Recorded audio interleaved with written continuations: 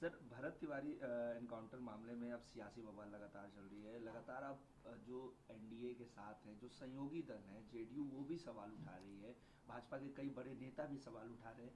हालांकि न्यायिक जांच के आदेश दिए गए हैं, लेकिन सर अभी भी जो सवाल है वो बना हुआ है कि जब एक आदमी सरेंडर कर रहा है, फिर भी क्यों?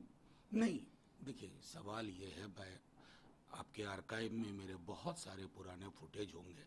अपनी पार्टी की तरफ से मैंने लगातार कहा, एनकाउंटर कभी भी किसी व्यक्ति मात्र का नहीं होता, वो सच का होता है। सच को छुपाने की कोशिश होती है। भरत तिवारी का केस हो या उत्तर प्रदेश मध्य प्रदेश का कोई केस हो, कुछ लोगों ने अपनी राजनीतिक विरासत एनकाउंटर पे बना ली है। झूठ झूठ पे पर्दा डालने का एनकाउंटर।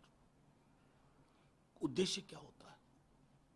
अगर कोई अपराधी है, उसके नेटवर्क को जानना, उसके स्केल को समझना और सब तक पहुंच बढ़ाना, ताकि पूरा नेटवर्क ध्वस्त हो।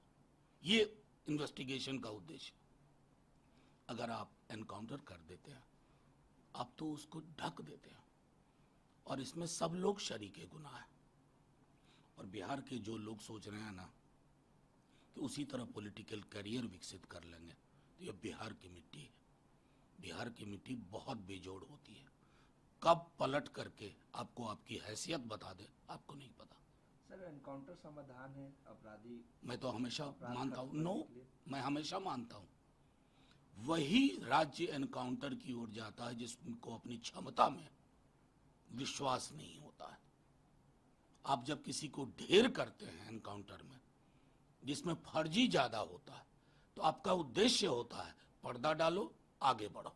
इस पूरे मामले में सर अब मानवाधिकार ने भी संज्ञान लिया और डीजीपी को तलब कर दिया इस पूरे नहीं, आप ये नहीं समझ रहे हैं कि उनको शह कहां से मिलती है।